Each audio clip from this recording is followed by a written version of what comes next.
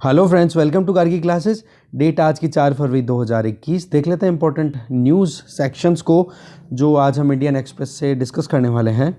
First article है, front page पे आप देखोगे सिक्योरिटी मार्केट की अगर बात करें तो सेबी ने, security exchange board of India ने बियानी के फाउंडर को इनसाइडर ट्रेडिंग करने की वजह से ट्रेड करने से रोक दिया है। ठीक है, तो अब मुद्दा ये है कि इनसाइडर ट्रेडिंग का मतलब क्या होता है। जैसे कि ये आप जानते हो ये फ्यूचर ग्रुप के फाउंडर हैं, ठीक है। तो इन्होंने जो अपनी कंपनी के शेयर्स लॉन्च किए, तो शेयर्स लॉन्च जब करने वाले होते हैं उसके पहले इनको ये तो पता है कि हाँ अंदर क्या होने वाला है, कंपनी में फ़ायदा होगा, नुकसान होगा, कंपनी आने वाले टाइम पे क्या करने वाली है। ठीक है, अब मान लो 5 मार्च को बॉन्ड रिलीज़ करने वाली थी ये कंपनी, कौन सी, फ्यूचर ग्रुप, और उसका इनको पता है क्योंकि ये फाउंडर हैं। ठीक है, अब ये अपने जानकारों को बोलेंगे कि जल्दी से आप शेयर्स खरीदना शुरू कर दो, कंपनी है कुछ बड़ा धमाका करने वाली है, बड़ा काम करने वाली है।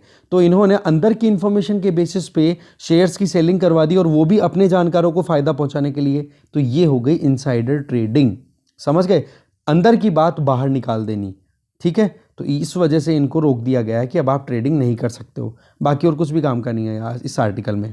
दूसरा आर्टिकल है, ऑनलाइन पोस्ट अगर कोई डाल रहा है, ऑफलाइन कोई एक्शन कर रहा है, रोड पे उतर रहा है, इंटरनेशनल या नेशनल सिक्योरिटी के अगेंस्ट में कोई काम कर रहा है, तो उसको उत्तराखंड और बिहार की जो सरकार है, बिहार का जो स्टैब्लिशमेंट है, उत्तराखंड का जो स्टैब्लिशमेंट है, वो वॉच कर रहे हैं, देख रहे हैं कि जब भी अगर ऐसा कोई काम करता हुआ कोई दिखा तो वो अगर पासपोर्ट या जॉब के लिए अप्लाई करेगा ना तो उसको प्रॉब्लम का सामना करना पड़ेगा। ये तो आपको पता है ही ना कि जब जॉब के लिए कोई भी इंडिविजुअल जाता है तो पुलिस वेरिफिकेशन कराना पड़ता है, पासपोर्ट के लिए भी पुलिस वेरिफिकेशन कराना पड़ता है। एग्जैक्टली वही चीज़ें ये नई गाइडलाइन अपनी तरफ से इशू की है बिहार और उत्तराखंड पुलिस ने। ठीक है, देखेंगे इस आर्टिकल को। तो एक तो ये आर्टिकल हो गया, बाकी कुछ भी काम का नहीं है फ्रंट पेज पे। और यहाँ पर नीचे नीचे वाला जो ये जो आर्टिकल है इसमें बताया जा रहा है कि 1996 में फर्स्ट टाइम आप देखोगे इंश्योरेंस सेक्टर को ओपन करने की बात की गई थी। उस टाइम पे पी चिदम्बरम इंद्र कुमार गुजराल की गवर्नमेंट में फाइनेंस मिनिस्टर हुआ करते थे और उन्होंने अपनी तरफ से बिल इंट्रोड्यूस किया था इंश्योरेंस एक्ट के नाम पे। ठीक है, फिर उसके बाद में कई बार ओपोजिशन, कई बार फेवर में, कभी कांग्रेस अगेंस्ट में, कभी बीजेपी अगेंस्ट में, ऐसे करते करते अल्टीमेटली 2021 में जाकर के इंश्योरेंस सेक्टर को 49% से बढ़ा करके इन्वेस्टमेंट कितना अलाउ कर दिया है, फॉरेन एफडीआई 74%। मतलब ये प्रपोजल फाइनलाइज किया जा रहा है करंट बजट में। ठीक है, बाकी और कुछ भी नहीं है इस आर्टिकल में काम का। ये वाला आर्टिकल आपको पता ही है जो हमने सुबह देखा था एक एडिटोरियल डिस्कशन में कि रिहाना जो आइकन है, मतलब सिंगर है, वो हॉलीवुड में, और दूसरी आप देखोगे ग्रेटा थनबर्ग जो कि टीनेज एक क्लाइमेट एक्टिविस्ट हैं स्वीडन की। ठीक है, तो इन्होंने फार्मर्स के लिए सपोर्ट अपना राइज किया है, बट उसको रिप्लाई दे दिया मिनिस्ट्री ऑफ एक्सटर्नल अफेयर ने और हमारे जो होम मिनिस्टर हैं अमित शाह जी ने, पर वो इतना काम का आर्टिकल हमारे लिए है नहीं। तो इस तरीके से फ्रंट पेज पे हमारे लिए इंपॉर्टेंट है पासपोर्ट और जॉब के लिए जो बिहार और उत्तराखंड में प्रोविज़न किए जा रहे हैं वो।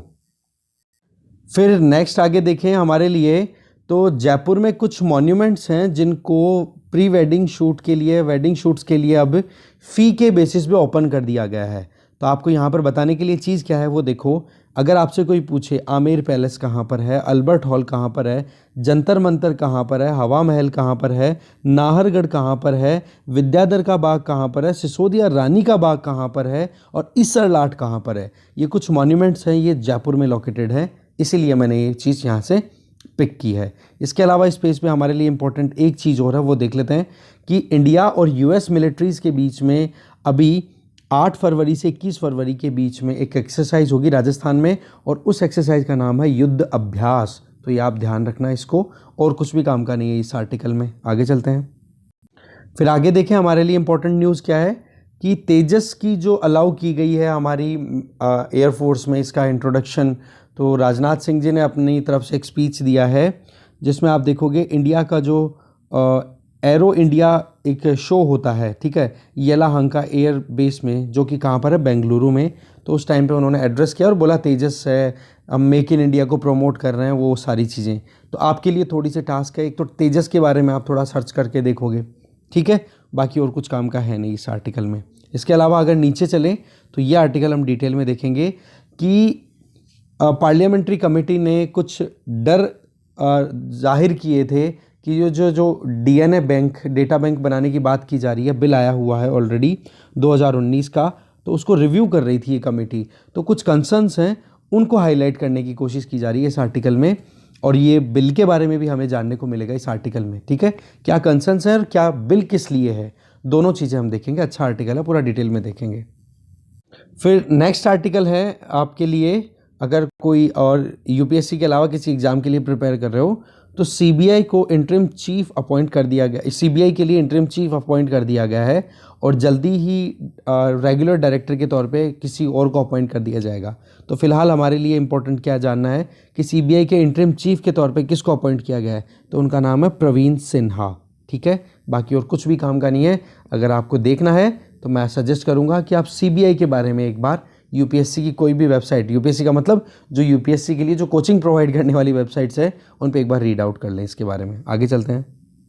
फिर हमारे लिए नेक्स्ट आर्टिकल है जो कि एक्सप्लेन पेज से हम डिस्कस करेंगे कि जो श्रीलंकन गवर्नमेंट ने eastern container terminal Colombo port पे जो एग्रीमेंट हुआ था श्रीलंका, इंडिया और जापान के बीच में, उसको यूनिलैटरली स्क्रैप कर दिया है। तो वो एक बहुत बड़ा झटका है इंडिया के लिए। ठीक है, तो देखेंगे इस आर्टिकल को, अच्छा आर्टिकल है, कुछ डिटेल्स जानने को मिलेंगी। साथ में आप देखोगे ये वाला आर्टिकल भी हमारे लिए बहुत इंपॉर्टेंट है। चोरी चोरा कांड जो होता है, जो कि 100 साल होने वाले हैं 2022 में। ओके, तो उसके लिए एक आप कह सकते हो पोस्टल टिकट है, वो लॉन्च की जा रही है गवर्नमेंट के द्वारा। तो चोरी चोरा है क्या, क्यों ये हाईलाइट रहता है, क्यों हम इसको हिस्ट्री, मॉडर्न हिस्ट्री में इम्पोर्टेंट जगह दे के रखते हैं, क्या हुआ था नॉन कॉपरेशन मूवमेंट में, किस तरीके से इस नॉन कॉपरेशन मूवमेंट को चोरी चोरा कांड के बाद में या इंसिडेंट के बाद में विड्रॉ कर लिया गया था। तो जो लीडर्स थे या जो यूथ थे जिन्होंने ज्वाइन किया था इंडियन स्ट्रगल को, उन लोगों ने क्या रिएक्ट किया था। अच्छा आर्टिकल है, देखेंगे इसको डिटेल में। आगे चलते हैं। नेक्स्ट आर्टिकल है अपन जो देखने वाले हैं वो स्टैगर्ड डाइवेस्टमेंट अप्रोच। मतलब गवर्नमेंट जल्दबाजी नहीं करने वाली है, गवर्नमेंट बहुत सोच समझ करके, इसको कहने को तो ये कहा जाएगा स्टैगर्ड का मतलब कि हाँ थोड़ा सा डर डर के कदम रखेगी गवर्नमेंट, जल्दबाजी नहीं करेगी। होता क्या है जल्दबाजी के चक्कर में, अगर पैसा निकालना है गवर्नमेंट को अपने खुद के जो सेंट्रल पब्लिक सेक्टर एंटरप्राइजेज है सीपीएसई से, तो उसमें अगर जल्दबाजी कर देगी ना, तो फिर उससे क्या होता है, जो सीपीएसई का मार्केट वैल्यू है वो भी डाउन चला जाता है। ठीक है, वही चीज़ है यहाँ पर। जो एक इंपॉर्टेंट चीज़ है जो हमें जाननी है वो है स्ट्रेटेजिक डिसइन्वेस्टमेंट। एक वर्ड आ रहा है, ठीक है, एक टर्म आ रही है। तो इसमें क्या होता है, एक तो होता है स्ट्रेटेजिक डिसइन्वेस्टमेंट, एक होता है प्राइवेटाइजेशन। दोनों चीज़ें, प्रोसेस सेम सा ही है पर थोड़ा सा डिफरेंस है। वो क्या है, स्ट्रेटेजिक डिसइन्वेस्टमेंट का मतलब तो ये होता है कि सरकार 50% तक शेयर्स को अपने बेच दे। कहने का मतलब कि मालिकाना हक अपने हाथ से ना निकलने दे और पैसा निकाल ले कंपनी में से। समझ गए? तो वो तो कंसिडर किया जाता है स्ट्रेटेजिक डिसइन्वेस्टमेंट में। और इसी स्ट्रेटेजिक डिसइन्वेस्टमेंट को 50% से भी ज़्यादा इंक्रीज कर दे और सरकार अपने शेयर्स को 50% से कम कर ले। ठीक है, तो ऑनरशिप किसके पास गई फिर? प्राइवेट कंपनियों के पास में जिन्होंने इन्वेस्ट किया। तो इसको बोल देंगे प्राइवेटाइजेशन। ठीक है ना? तो मतलब गवर्नमेंट अपनी हिस्सेदारी को कम करे तो होती है स्ट्रेटेजिक डिसइन्वेस्टमेंट, और गवर्नमेंट अपनी हिस्सेदारी को इतना कम कर ले कि ऑनरशिप ही लूज हो जाए तो उसको प्राइवेटाइजेशन बोल देंगे। आई होप आपको ये चीज़ समझ में आई होगी। तो इस आर्टिकल में इतना ही था मेन काम। बाकी हम जो आर्टिकल डिस्कस करेंगे इस पेज पे, बस एक ये है कि इकोनॉमिक बेनिफिट्स अगर कोई कंपनी हमारे यहाँ से कमा रही है तो उन पर टैक्स तो लगना बनता है। तो यहाँ पर जो 2% ई कॉमर्स कंपनीज पे जो टैक्स लगाने की बात की गई है ना, सर्विस टैक्स की बात ऑलरेडी हमने देखी थी, किस तरीके से यूनाइटेड नेशन ट्रेड रिप्रेजेंटेटिव ने अपने कंसर्न बताए थे कि यूएसए की कंपनीज के अगेंस्ट में डिस्क्रिमिनेटरी चार्जेस लगाए जा रहे हैं। तो थोड़ा सा प्रोविज़न जानने की कोशिश करेंगे इसको। और बाकी देखो आर्टिकल कुछ भी अच्छा नहीं लग रहा मुझे इस पर जो हम डिस्कस करें। अब देखते हैं एक एक आर्टिकल को डिटेल में। फर्स्ट आर्टिकल है online post offline act. Uttarakhand और बिहार दोनों देख रहे हैं कि भाई पासपोर्ट और जॉब जिसको चाहिए उसके पहले ये चेक किया जाएगा। देखने वाली बात क्या है कि एंटी नेशनल कमेंट कौन कर रहा है सोशल मीडिया पे, ये तो देख रही है उत्तराखंड की पुलिस, और बिहार की पुलिस देख रही है कि कौन जो है वो रोड पे उतर करके एंटी नेशनल स्लोगन्स दे रहा है वो चीज़ें। तो ये फ्रेश ऑर्डर्स हैं बिहार पुलिस के द्वारा तो क्या है कि कुछ भी क्रिमिनल एक्टिविटी करते हुए दिखाई दिया, लॉ एंड ऑर्डर इंसिडेंट होते हैं या उनको वायलेट करता हुआ कोई दिखाई देता है, कोई प्रोटेस्ट कर रहा है, सड़क पे जाम कर रहा है, रोड को डिस्टर्ब करता है, या फिर किसी भी चार्जशीट में एक इंडिविजुअल का नाम है, तो उसको पासपोर्ट लेने में, सरकारी नौकरी लेने में, कोई भी सरकार के द्वारा फाइनेंशियल ग्रांट या सहायता मिले उसको लेने में, इवन बैंक लोन लेने में बहुत प्रॉब्लम हो सकती है। ये ऑर्डर डिक्लेयर किया गया 1 फरवरी को बिहार पुलिस के द्वारा।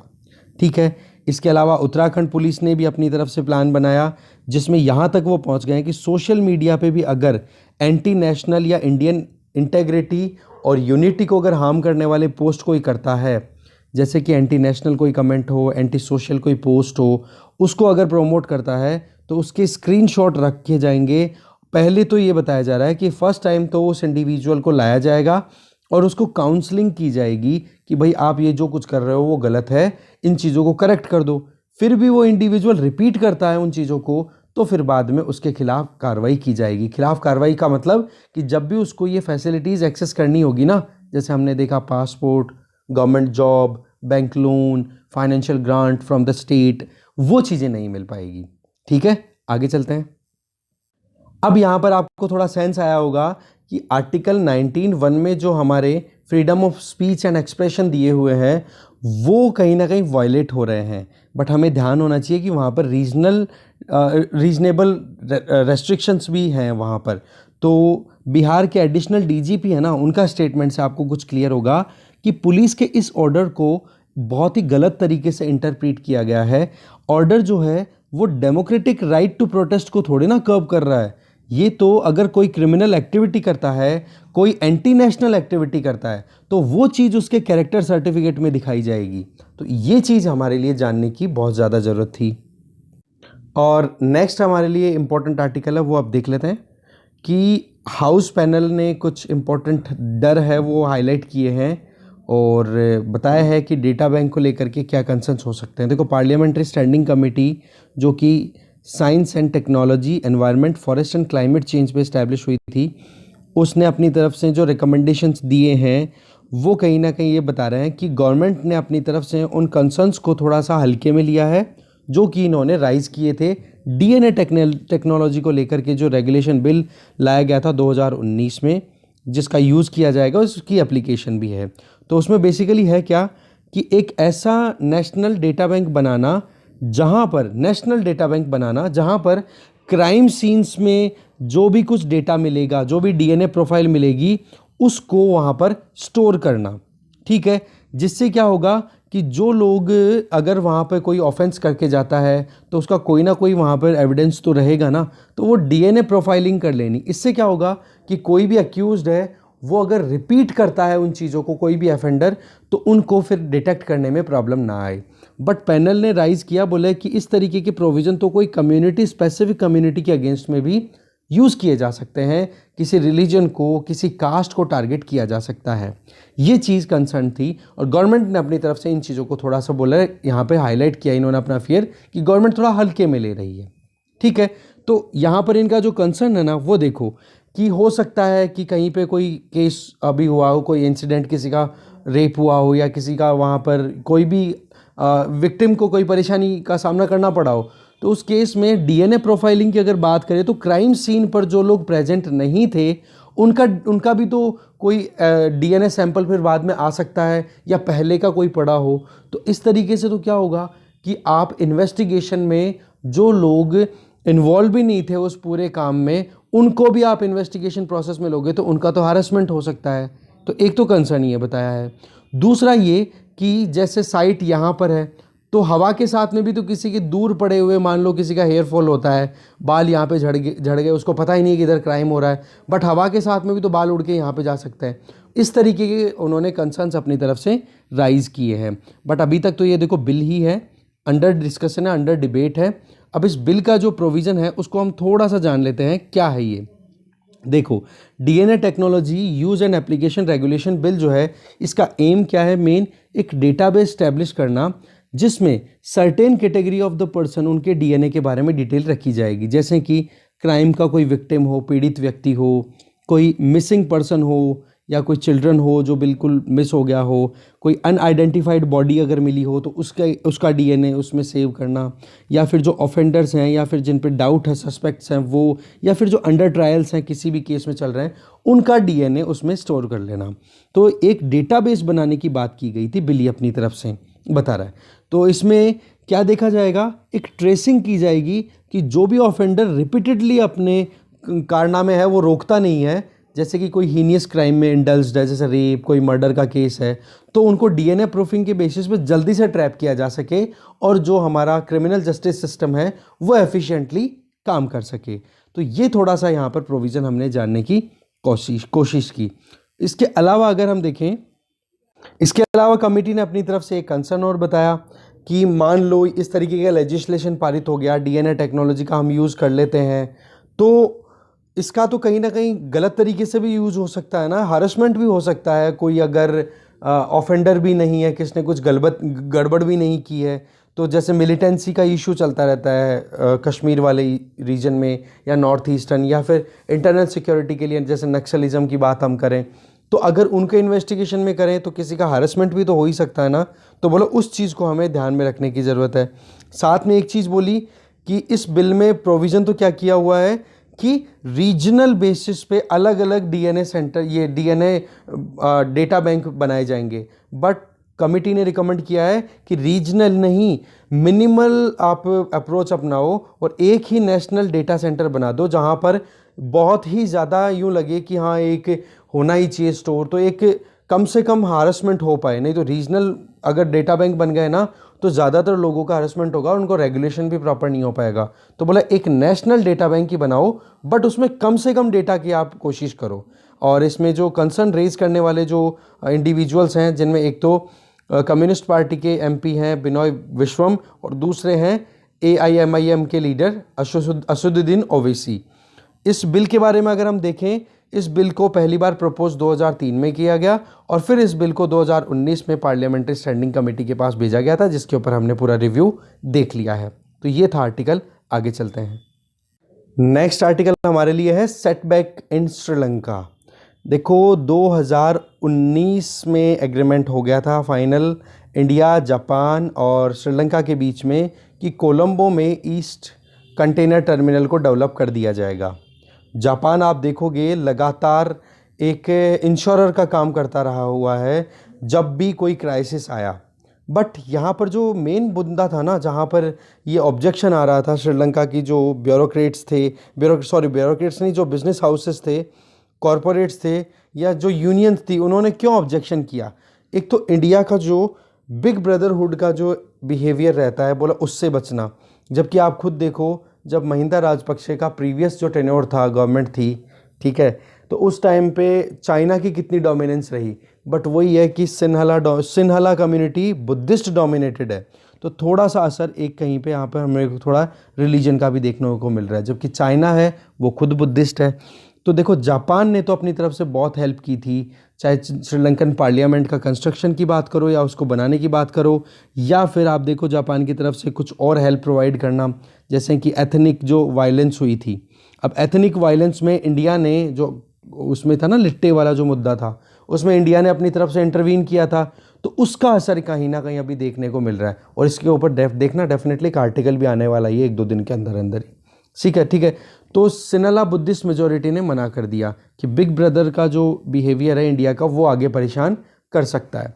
इसके अलावा इन्होंने देखोगे जो एमओयू साइन हुआ था, इस एमओयू में आप, ये तो था ईस्टर्न कंटेनर टर्मिनल तो कोलंबो वाले में, दूसरा एक एलएनजी टर्मिनल भी बनाना था, फ्लोटिंग स्टोरेज रीगैसिफिकेशन यूनिट, जो कि करेवाला पिटिया कोलंबो वाले रीजन में बनाना था, जहां पर पाइप्ड गैस डिस्ट्रीब्यूशन का पूरा स्ट्रक्चर तैयार करना था। ठीक है, उसमें भी जापान, इंडिया और श्रीलंका तीनों सिग्नेटरी हैं। बट ईसीटी वाला जो एग्रीमेंट है ना, उसको कोलैप्स कर दिया, या फिर कह सकते हो बिल्कुल ही ख़त्म कर दिया है श्रीलंकन गवर्नमेंट ने यूनिलैटरली। वजह हमने देख ली क्या थी।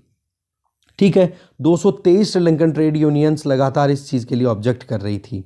आप देखोगे ये जो एग्रीमेंट हुआ था उसमें प्रोविज़न तो ये था कि 51% स्टेक तो श्रीलंका के पास रहेंगे और 49% जो स्टेक्स हैं, जो भी इन्वेस्टर्स आएंगे जॉइंट वेंचर में, अब जिसमें इंडिया की तरफ से अडानी ग्रुप जाने वाला था, बट वही बात है अब कैंसिल ही हो गया, तो कोई मतलब वाली चीज़ नहीं है। इसके अलावा फिर श्रीलंका ने और क्या तरीके से बताया, बोले ईस्टर्न कंटेनर टर्मिनल ही तो कैंसिल हुआ है, आप वेस्टर्न कंटेनर टर्मिनल ले लो, एक ऑप्शनल बताया। बट पॉइंट यहाँ पर क्या आता है कि ईस्टर्न कंटेनर टर्मिनल से जितना भी शिपिंग का काम होता है ना, उसमें 70 to 80% तो वहाँ पर शिपिंग इंडिया रिलेटेड होती है, तो इंडिया के लिए बहुत ज़्यादा इंपॉर्टेंट था। और रही सही में चाइना की प्रेजेंस इंक्रीज़ होती जा रही है ना इंडियन ओशन में, तो भी हमारे लिए कुछ एक इम्पॉर्टेंट पॉइंट था कि कैसे भी करके ईस्टर्न कंटेनर टर्मिनल हमारे हाथ लगता। पर वही बात है, श्रीलंकन पोर्ट अथॉरिटी ने ही अगर कैंसिल कर दिया तो अब उसका तो क्या किया जा सकता है जब कंट्री चाहता ही नहीं है। तो फिर वही बात है, वेस्टर्न कंटेनर लेने से कोई मतलब है नहीं। फिर बात आ जाती है इंडिया और जापान के रिएक्शन, तो दोनों ने अपनी तरफ से शौक जाहिर किए हैं कि ऐसा कैसे कर सकते हो। जापान ने तो रिग्रेटेबल बोला है कि बहुत ही गलत हुआ है ये जो कुछ भी हुआ है। जबकि आप देखोगे अभी हमारे जो फॉरेन मिनिस्टर हैं एस जयशंकर जी, उनकी विजिट भी हुई थी श्रीलंका में, और वहाँ पर ईसीटी को जल्दी से जल्दी इंप्लीमेंट करने की बात भी कही गई थी। और वहाँ की स्टैब्लिशमेंट, मतलब वहाँ के जो प्राइम मिनिस्टर हैं महिंदा राजपक्षे और जो प्रेसिडेंट है गोटाबाया राजपक्षे, दोनों के स्टेटमेंट वहाँ पर थोड़े अलग आए थे, डिफरेंट मैसेजेस आए थे। और पर एक कमिटमेंट ज़रूर आ रहा था कि कैसे भी करके इसको इम्प्लीमेंट कर देंगे। बट ये अचानक से फिर विड्रॉ करना, और साथ में ये भी क्लियर कर दिया था इन्होंने अपने जो ट्रेड यूनियंस को, जो इस्टेब्लिशमेंट है श्रीलंका की, उन्होंने कि 49% जो इन्वेस्टर है उनको देंगे, बाकी 51%, मतलब सरकारी तो बना रहेगा ये। बट वही चीज़ें, लगातार प्रोटेस्ट चलते रहे तो फिर बाद में उनको कोलैप्स करना पड़ा इस एग्रीमेंट को। तो ये इसकी समरी थी मोटी मोटी। आगे देखते हैं। आगे देखें तो Chauri Chaura freedom struggle sign post है, तो 100 साल होने वाले हैं अभी 2022 में। तो गवर्नमेंट अपनी तरफ से एक पोस्टल टिकट शुरू करने वाली है। ये तो देखो इतना कुछ काम का है नहीं, हमारे लिए इम्पोर्टेंट है ये इंसिडेंट। देखो 4 फरवरी 1922 की अगर बात करें, एक ज़बरदस्त क्राउड आती है, चौरी चौरा 2 गांव हैं, ठीक है, यूपी में गोरखपुर वाले इलाके में, वहाँ से निकलते हैं।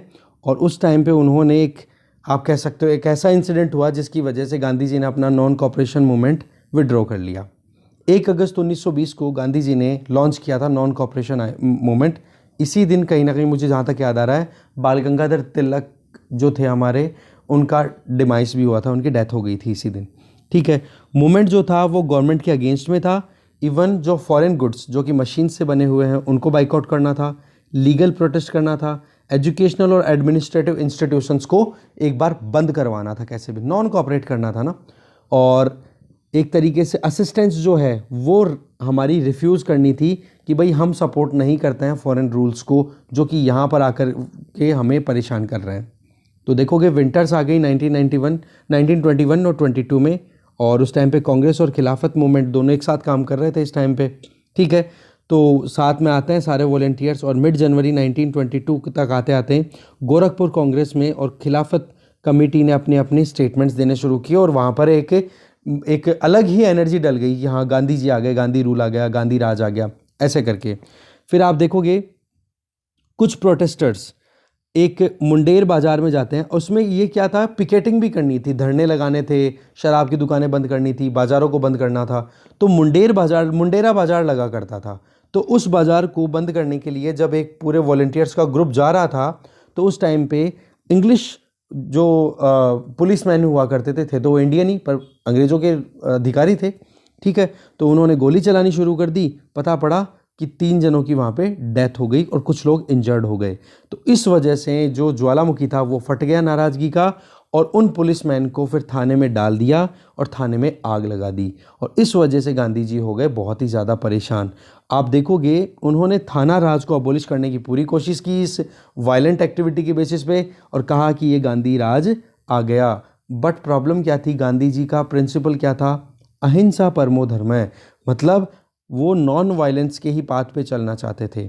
ऐसे करके गांधी जी इस बात से बहुत ही ज़्यादा दुखी हुए, और अल्टीमेटली उन्होंने इसको एक क्राइम कंसिडर किया, और फिर उसको अपने जो मूवमेंट जो चल रहा था उसको 12 फरवरी 1922 को, जिसको सत्याग्रह भी बोला जाता है, उसको विड्रॉ कर लिया, नॉन कॉपरेशन मूवमेंट ख़त्म हो जाता है। तो आप देखोगे इस टाइम पर बहुत से लीडर्स जैसे कि जवाहरलाल नेहरू हो गए, या फिर सुभाष चंद्र बोस की बात करो, बहुत से ऐसे लीडर्स थे जो नए नए अभी अपनी सरकारी नौकरियों को छोड़ करके इंडिया को इंडिपेंडेंट कराने के लिए साथ में लगे ही थे। और ऐसे में अचानक से गांधी जी का बंद करना इस मूवमेंट को वो बहुत ही ज़्यादा गलत लगा उनको और उन्होंने बहुत नाराज़गी व्यक्त की। फिर बाद में नेहरू जी ने ये कहा कि वो जो नाराज़गी थी ना, बाद में जब टाइम बीता तब उनको एहसास हुआ कि ये जो नाराज़गी मेरी थी वो नाराज़गी सही रहा कि वो नाराज़गी तक ही रह गई, क्योंकि उससे ज़्यादा कुछ फ़ायदा होने वाला था नहीं, क्योंकि वो एक छोटा सा डिसरप्शन था और ऐसे डिसरप्शन को तो कोई भी दबा देगा। देखो गांधी जी ने नॉन वायलेंस का जो मेथड यूज़ किया था ना, वो इसलिए किया था और उनकी उनकी थ्योरी थी इसके पीछे कि अगर मैं थोड़ा बहुत भी वायलेंट होऊंगा तो इंग्लिश राज के पास में इतनी वायलेंस करने की पावर है कि वो मेरी वायलेंस को 2 मिनट में रौंद देंगे। तो क्यों ना मैं मेरा ऐसा वेपन बनाऊं कि जो जिसका उनके पास में कोई जवाब ही ना हो। ठीक है, आप देखोगे CR दास, मोतीलाल नेहरू, सुभाष चंद्र बोस, ये सब गांधी जी के इस डिसीजन से बहुत ज़्यादा नाराज़ हुए थे। बट हुआ क्या था लास्ट में, आपको पता है कि कैसे भी करके नॉन वायलेंस के रास्ते पे चलना था। बिपिन चंद्रा, जिनकी अब खैर अभी तो वो हमारे बीच में है नहीं, इनकी डिमाइस हो चुका है, इन्होंने भी अपनी बुक में ये चीज़ कही कि नॉन वायलेंस जो था ना वो बहुत ही इंपॉर्टेंट प्रिंसिपल था कि कैसे भी करके नॉन वायलेंट वे में ही गांधी जी अपने हिसाब से प्रोटेस्ट रजिस्टर कराना चाह रहे थे। चौरी चौरा का जो ये इंसिडेंट था ना, ये इस पूरे आइडिया को डिफीट दे रहा था, क्योंकि वायलेंस हो गई थी ना, इस वजह से। वजह मैंने आपको बता दी थी क्यों नॉन वायलेंस पे चल रहे थे। बट वही बात है यहाँ पर, तो ये तो जो लीडर्स थे ना, मोतीलाल नेहरू जी, CR दास जी, सुभाष बोस, ये तो क्या कहीं ना कहीं फिर भी पेशेंटली आगे चलते रहे। बट हुआ क्या, कुछ ऐसे लीडर्स थे, कुछ ऐसे यूथ थे जो कुछ ज़्यादा ही नाराज़ हो गए और उन्होंने रेवोल्यूशनरी एक्टिविटीज़ अडॉप्ट करनी शुरू कर दी, जिनके नाम मैं यहाँ पे बता रहा हूँ। आप स्पेक्ट्रम या विपिन चंद्रा की जो भी बुक पढ़ते हो उसमें से ये नॉन कॉपरेशन मूवमेंट पूरा पढ़ लेना आज, ठीक है। जिसमें से नाम देखोगे, जगदीश चंद्र चटर्जी हो गए, राम प्रसाद बिस्मिल, सचिन सान्याल, अशफाक उल्ला खां, इसी तरीके से जतिन दास, भगत सिंह, भगवती चंद्र वोरा, ऐसे ही मास्टर दास सूर्य सेन और बहुत सारे लोग, इन्होंने फिर बाद में वायलेंस का रास्ता अपनाया। बट वही बात है, इनकी जर्नी कितनी रही, बहुत छोटी रही। अल्टीमेटली जो विन रहती है वो नॉन वायलेंस की रहती है, ठीक है। आगे देखते हैं, एक आर्टिकल हो रहा है। फाइनल आर्टिकल में हम देख रहे हैं कि इकोनॉमिक बेनिफिट अगर कोई कंपनी उठा रही है तो उन पर टैक्स भी तो लगना चाहिए, ये बात कह रहे हैं कॉमर्स सेक्रेटरी, ठीक है। ये बात सीधी सीधी किसके लिए कही जा रही है, जो भी ई-कॉमर्स कंपनीज हैं जिनका ऑफिस तो आउट ऑफ इंडिया है बट बेनिफिट यहाँ पे कमा रही हैं, तो उन पर 2% जो DST लगाया गया है, डिजिटल सर्विस टैक्स, तो बोलो वो एक इक्वलाइजिंग टैक्स है। बट इस चीज़ को लेकर के यूनाइटेड स्टेट ट्रेड रिप्रेजेंटेटिव्स हैं वो बहुत नाराज़ हुए थे। बोले ये जो इक्वलाइजिंग लेवी है ना, ये टैक्स जो लगा रहे हो, ये डिस्क्रिमिनेटरी है अमेरिकन फर्म्स को लेकर के। बट पॉइंट क्या है यहाँ पे कि ज़्यादातर जो ई-कॉमर्स कंपनीज है ना, चाहे फेसबुक, अमेजोन, कैसी बड़ी कंपनियाँ लो, वो सारी कहाँ की हैं, USA की। तो इसलिए उन पर टैक्स लगाया गया। तो USA इस्टेब्लिशमेंट को लगता है कि वो केवल USA की कंपनीज पे लग रहा है। अभी क्या है, ज़्यादातर कंपनियाँ USA की हैं। अब धीरे धीरे क्या है, इनका बेस भी अब चेंज होता जा रहा है। अब कुछ ऐसी कंपनियां भी राइज होकर निकलेगी जो इंडिया में बेस होगा, ऑपरेट कहीं और करेंगी, ठीक है। अब देखो इलेक्ट्रॉनिक्स का ये इंटरनेट बेस तो काम ऐसा ही होता है।